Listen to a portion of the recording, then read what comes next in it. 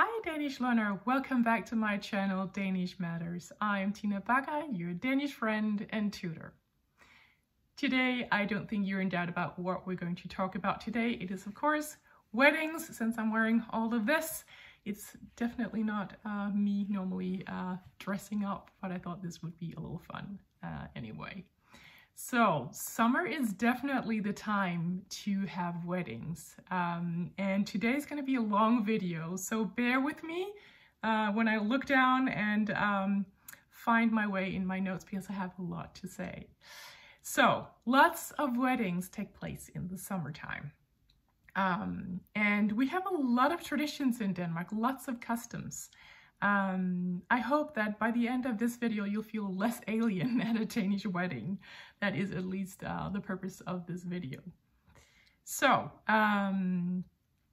note of course that when I mention our traditions and our customs, I talk about weddings in a broad sense, yeah? So of course there might be regional, local traditions that I don't know about, or maybe some traditions within certain families that I also don't know about. So this is a very broad perspective on Danish weddings, okay? So, statistics show that, this is old statistics by the way, this is old from 2013. These statistics show that women are around 32.2 years old when they get married the first time, and men are around 34.9 years when they marry the first time. This is a rise from 1990, where it was 27.6 for women and 30.2 years for men. So just little statistics for you. I think it's fun to know this. The age just has to do with the life of the groom and the bride. So their life. Are they working? Are they studying? Do they have children? Etc. It is not normal really for parents or other relatives to interfere in the planning of the wedding. It's often up to the couple themselves.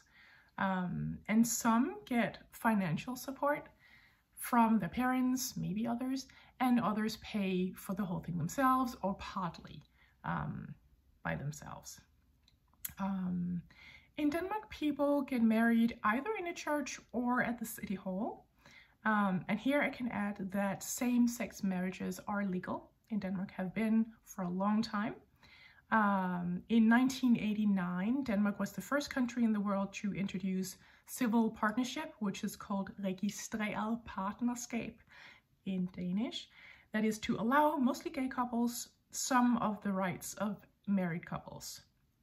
In 2012, Denmark legalized same-sex marriage. That is, they get all the same rights as for other couples who are marrying. And the ceremony can be at church or at the city hall as the couple wishes, yeah?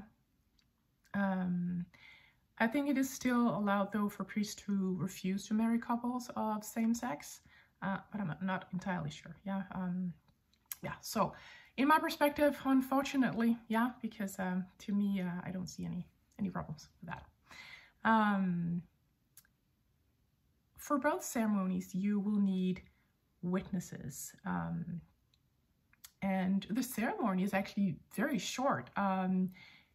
Within half an hour, you're married. Whereas for a baptism where you have a crying baby, and it takes much longer. So that's a little off balance, at least in my perspective. If you attend a ceremony in the city hall, you will need to be a witness, and all you need to do is just be there and witness, as the word says. And that is it, actually. If you're attending a ceremony in a church, and you are allowed to attend weddings in Danish churches regardless of your own religious beliefs, yeah, that is important to say, or lack of. If you're an atheist, you can enter as well, yeah. You're also a witness there, and you'll mostly be an observer, yeah. So the ceremony is conducted by a priest, and there are normally a few hymns and songs. There will be Everybody will be singing and you'll be expected to sing along as well. If you don't want to, you can just keep quiet, okay? But that is the expectation, at least. So you sing along and you follow the priest's instructions of when to rise and sit, yeah? The attendees, that is the guests in the church, they are seated in the church before the ceremony begins, that is before the bride arrives, before she walks down the aisle, typically with her father. And if you aren't a close member of the family, it can be a little bit difficult to know where to sit in the church, but just don't go too close to the altar. Sit a little back, yeah? Because the closer you are, the closer to the altar you sit. The ceremony itself is quite simple. The groom will be the first at the church, together with his best man, which is called forlover in Danish. The best man, or the forlover, will have the rings for the couple, and he'll be seated together with the groom, often at a platform close to the altar. The bride will enter the church, and the guests will stand up as she walks down the aisle with her father. And at first she'll be seated next to her father, across from her husband-to-be and his best man. And after the ceremony, where they exchange rings and the priests blesses them and says the whole thing that the priest is going to say, then the bride will leave her place together with her father, beside her father, and she'll go sit next to her husband. And it's normal also in Denmark to have a bridesmaid. You can have several, you can have one. Some even have little boys to follow the couple. So the bride, when she enters, she will have her bridesmaid or bridesmaids behind her. If she is wearing a long veil, the bridesmaids or bridesmaid will sort of lift that up so it doesn't touch the floor. For some reason, it can touch the floor when she's standing still. But yeah, I didn't wear that one, that long a veil myself, so I didn't have, I had a bridesmaid, my little cousin, that was so nice, but she didn't have to carry it and unfold it on the floor as some do. Then there is a whole chapter of the bride's clothes. She will mostly be wearing a white dress, just like I'm wearing here. I don't know if you can see it much. Just going to turn a little bit. I actually haven't been able to close it in the back. But there's a little bow and some flowers here, and yeah. And I don't know if you can see, actually, maybe you can't see that. I actually spilled gravy on my bride's dress during my wedding. So that is a little souvenir, a little memory from back then. But she will be wearing normally, yeah, a white dress, a veil, and just following my notes here. Traditionally, she will also be wearing, we will say in Danish, noget nyt, noget gammelt, noget lånt, og noget blåt. So you have probably heard that in English as well, something old, something borrowed, something new, and something blue. I should see if I remember all of what I was wearing. I can start with this one. This one is a necklace, which I got from my aunt, my father's twin sister. She said, you can borrow this for your wedding, and afterward you can have it. So this is now mine. I wore it on my wedding day. My dress was all new, so that was new. Something old, I don't know, maybe, I didn't wear glasses at that time. I wore contact lenses. I forget what I wore that was old. Maybe my shoes were actually not new. Maybe they were just my summer sandals. They were white, though I'm not typically a person wearing white because I'm all pale and yeah. I don't remember what I wore for that. I wore something blue, and that is together with the undergarments of a bride. I hope this is not too intimate, but if you're a little bit traditional, just find it fun and old-fashioned just for the fun of it, which I did. I wore this funny thing around my waist, and these little things held up my stockings. So my stockings were there, and these were put on, I don't know, either side, and this was around me. So I was wearing that underneath my dress, and I had a little, I don't know, rubber band something with little nice things like this, something like that, around with a little blue ribbon in it. So that was something blue. I wore that underneath my dress. Yeah.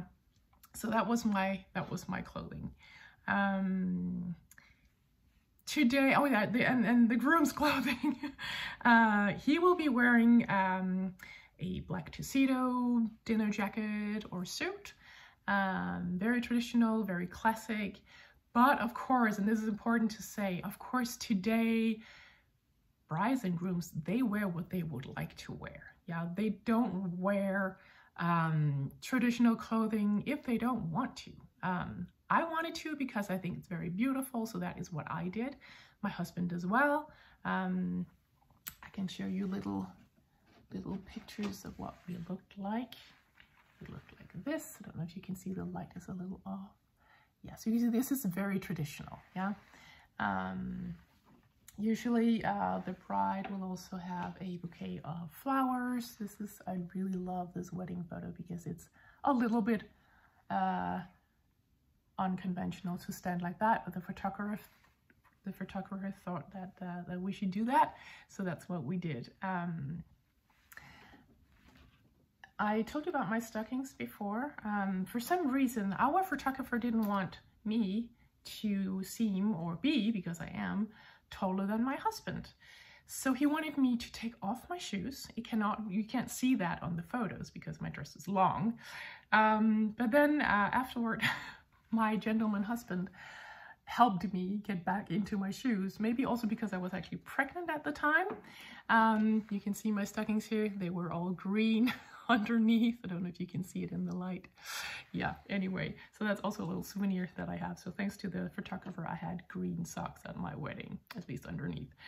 Fortunately, only underneath. And being pregnant at a wedding in Denmark is really no biggie. Back in time, it was a whole scandal and all of that. Today, it is no biggie at all. There is no problem. You don't have to get married either if you are pregnant, like if you're expecting a baby. It is just what it is. I was about 6 months pregnant when I got married, but that was just how it was. We decided to get married. Well, my husband really said, oh, we found out I was pregnant. He said, then I want to get married. And I said, you know, okay. And then I said, well, I want you to propose to me then. So he did. He did. It was very romantic. Very traditional, very classic, but also very romantic. So being pregnant is really no problem at all. Yeah, so bride and groom, they can wear whatever they want at their wedding. All sorts of styles. Yeah, it's no problem.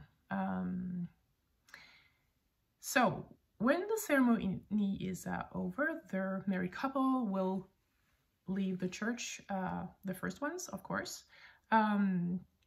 And then the closest relatives will follow, and then the rest and the rest and the rest, and they will go outside the church.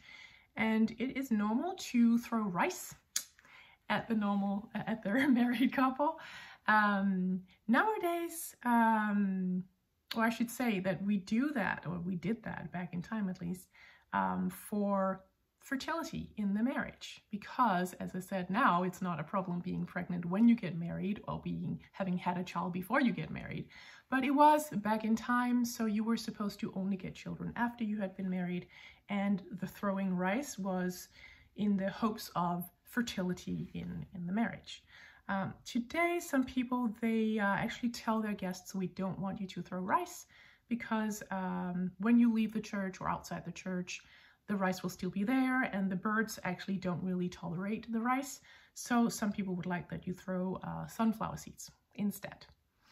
The wedding celebrations afterwards often consist of a party where both family of both the groom and bride, as well as their friends, will be attending. Danish weddings are, compared to a lot of weddings around the world, not that big. I have entered a big wedding in Denmark, and it was around, I think it was 84, 87 people, something like that. To me, that is a big wedding, huge. Where in some countries, that's sort of like, where are all the guests? My wedding, I think we were 47, which is a nice size. I think that's pretty normal in Denmark. Some are even fewer, yeah. So some have a very intimate wedding with only the closest relatives, maybe a couple of friends, and some have a really big one. But to me, 47 and a very much 84 or 87, that's a huge one. Yeah, so of course it depends, but that's sort of the numbers that we go by.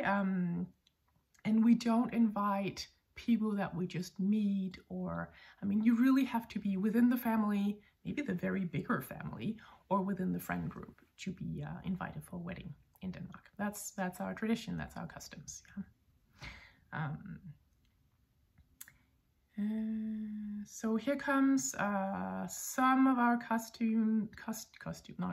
this looks like a costume.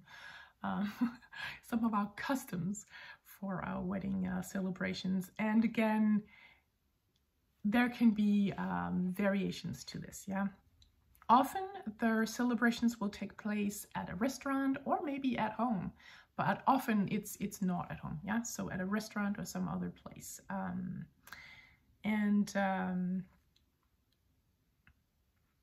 A traditional wedding, the bride and the groom will be seated next to each other, and the bride's mother will be seated on the side of the groom with the groom's father to her other side. Equally, the bride's father will sit next to the bride, and next to him will be the mother of the groom. And this kind of seating is very traditional and called højbords, or side til højbords. And often there won't be anyone opposite the bride and the groom, because everyone is supposed to have the chance to gaze at the beautiful couple, the happy married couple. Yeah. How the couple decides to place the tables in the room vary a lot. Some even have round tables like placed in the room. Some have like traditional tables, but just placed like we. I can tell the example from my own wedding. It was sort of a U shape.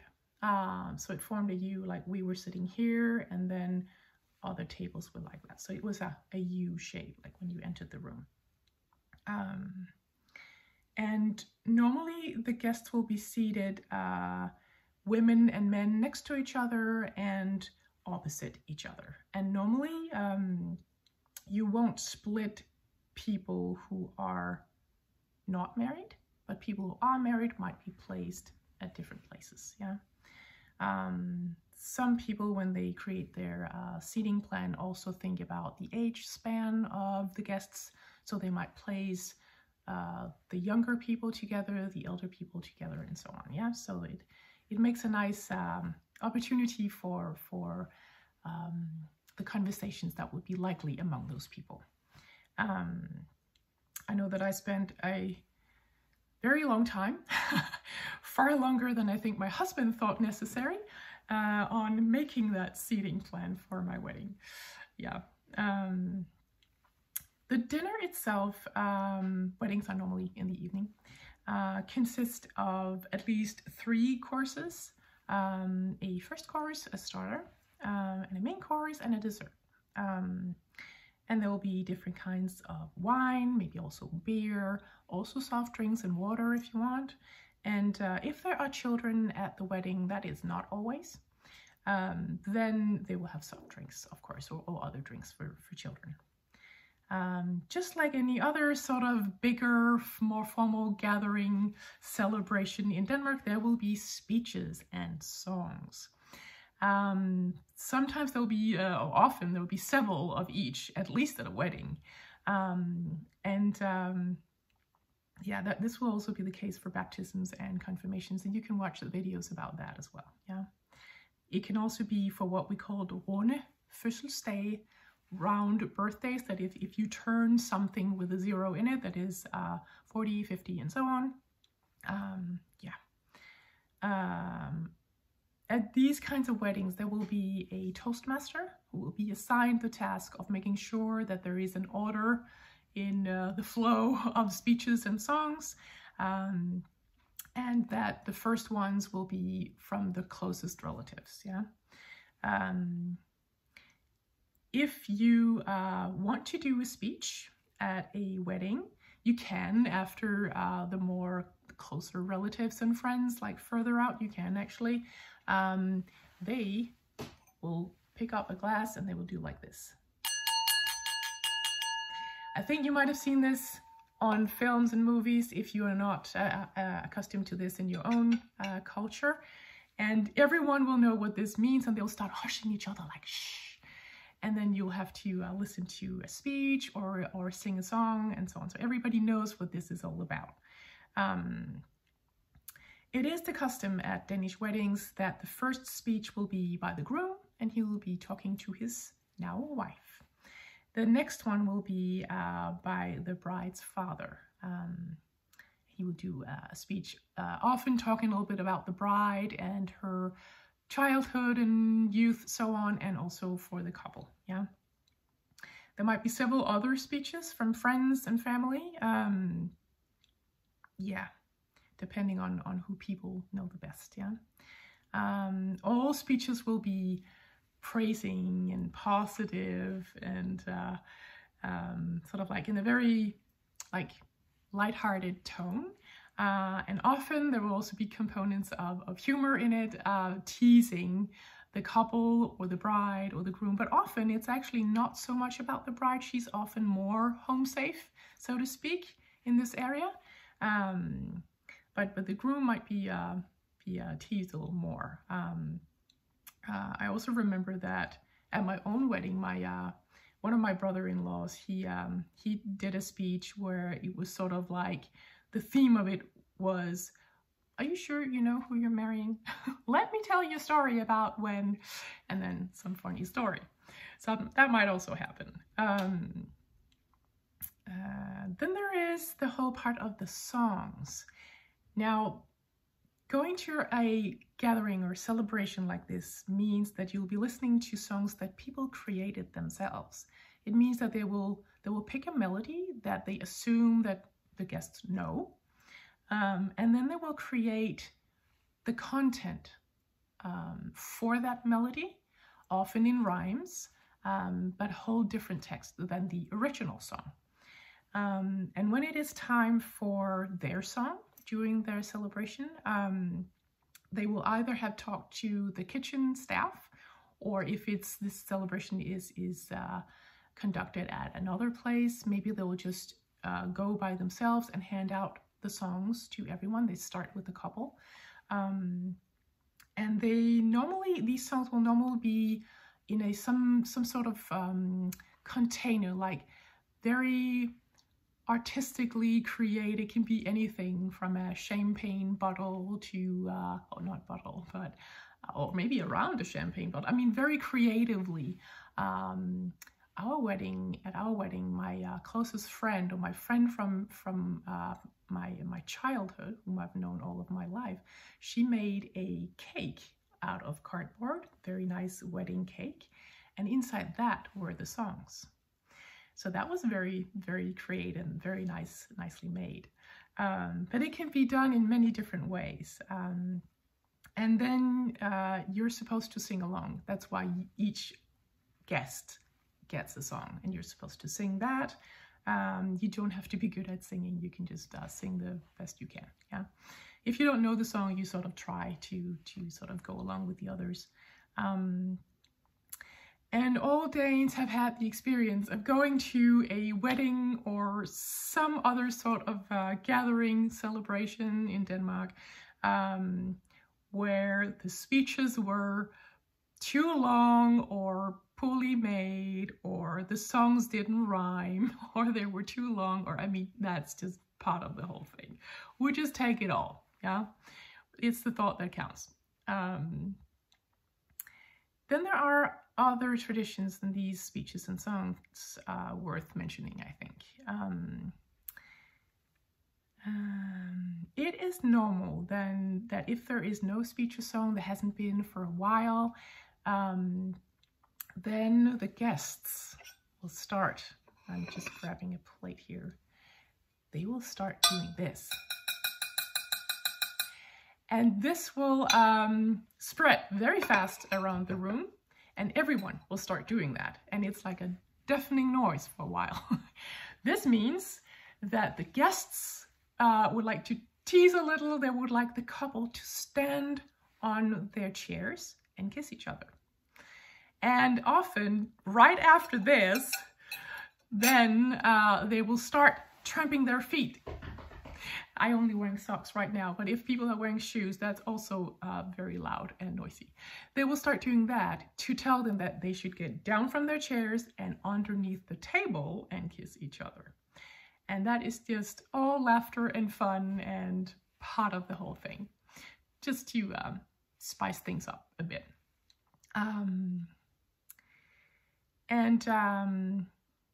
Another tradition is that during the whole dinner, which can take hours on end, remember there are songs and speeches and all of that. It's meant to take a long time because we want to take our time and have a nice time, talk together. There's something special happening when the groom leaves the room to head for their men's room. All unmarried men among the guests, they will get up and they will rush to the side of the bride. They will stand in a line and they will kiss her on the cheek. Yeah, some might try something else, but that's normally not much done. I mean, some might.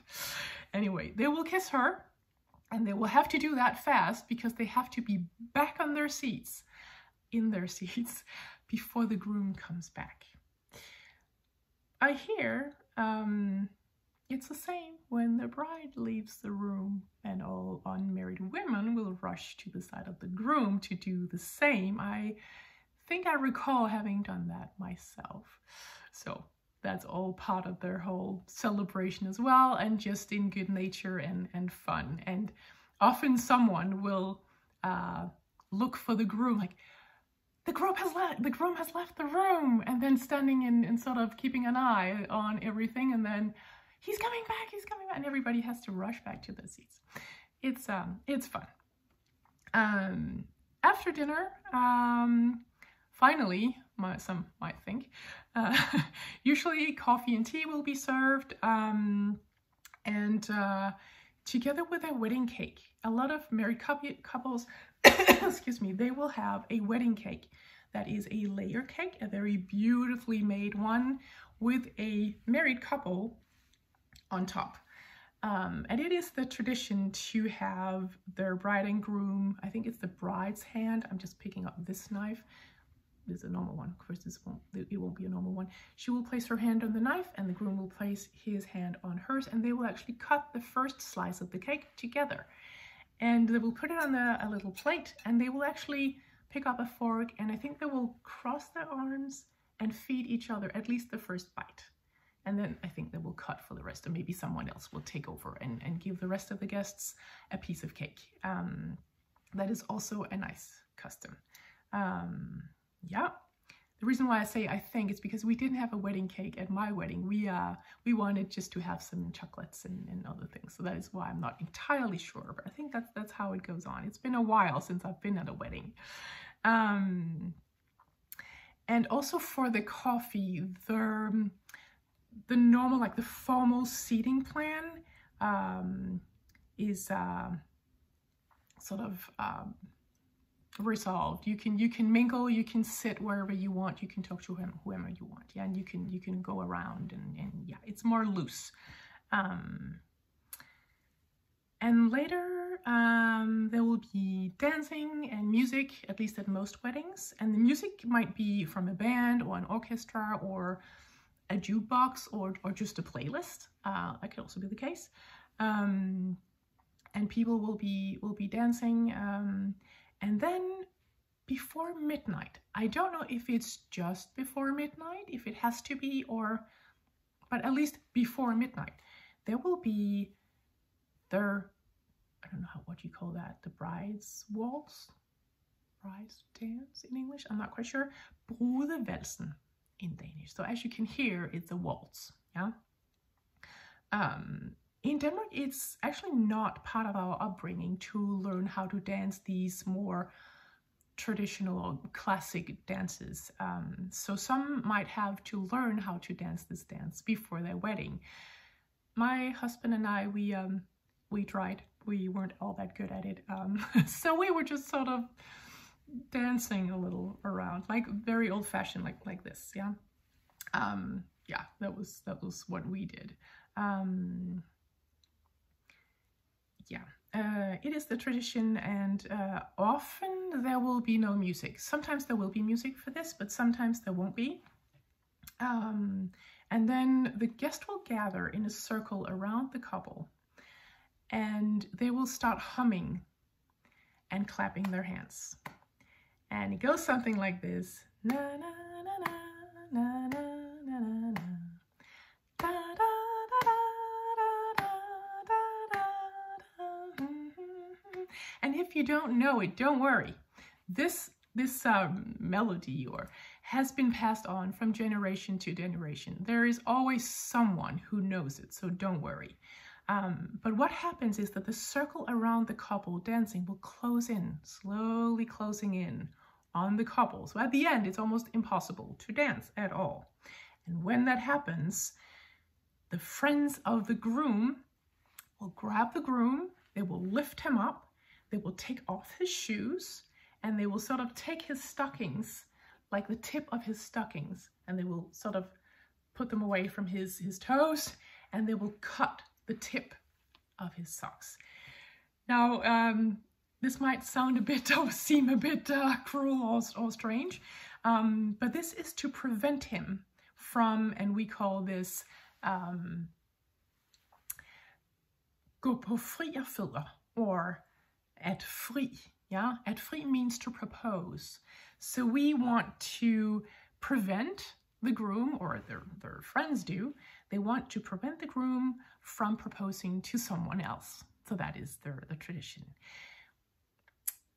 A ritual is also performed doing great noise and laughter, just like with the groom, also with the bride. Because her friends, they will turn to her and they will start ripping off bits and pieces, maybe with scissors, from her veil, and maybe tied around their wrists, or maybe just putting in their purse.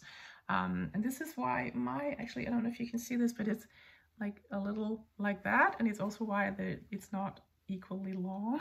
It's because they've been doing that. And that is just for good luck. I think it's some old, I don't know if this is actually Victorian, at least it's definitely not Danish. But yeah, that is what they do. Some people take this doing things to the couple at a certain other level, and they will go to the home of the couple. I don't know when, but definitely, I guess, before the wedding, and place rice all over, and the couple will find rice for like days and months on end in their home. I'm not entirely sure if people really like that. I don't think so. Fortunately, they didn't in my husband's and my home, so we were lucky. But some might do that. At a Danish wedding, there will also, of course, be gifts. So if you attend a Danish wedding, you are supposed to bring a gift for the couple together. A long time before the wedding, the couple will usually make a list of wishes, which someone, often a close relative, will sort of like control, or it seems so military, but they will sort of have the task of ensuring that the couple won't get the same gift like 3 times. So often if you want to give a certain gift, you call this person or you contact them in a way, or there might be some online type of thing where you can sort of make a mark that you are buying this thing so that they don't get the same present many times, yeah, unless it's something that's nice to have many of. At the wedding party, there will be a certain table meant for gifts. It's set up to gifts. So when you arrive at the wedding, you will just place your gifts there. Often put a card with it, yeah, so that they know it's from you. Also, because someone will have the task of writing down who gave what, because sometime after the wedding, the bride and groom will be expected to write thank you cards to everyone, yeah? So it's important that there is a card wishing them good luck, and sometimes people will even write inside the card what they gave, just to make matters a little easier. The married couple will normally be the first to leave the party. Some will have a chauffeur driving them home or somewhere else, and often friends and family will have put strings with cans to make a lot of noise, a little sign at the rear window saying nygifte, which means newlywed. So when they go in their car, it will really make a noise and sort of exclaim to the world, here comes a happy married couple. Yeah.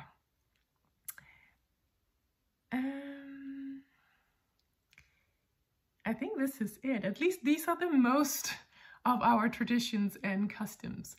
And I really hope that this gave you an idea of what to expect and what to do at a wedding. Feel free to write in the comments what you do in your country or how you find our customs here in Denmark. I'll also be saying that Danish Matters will take a break from doing videos. The rest of the summer, I'll be back at the end of the summer or at least early fall to make more videos. So stay tuned and share this video with people that you know are going to attend to a wedding. Thank you so much for watching. I know this was a very long one. I'm so thankful if you stayed till the very end. Do share it with people that you know, and I just got left to say, happy Danish learning!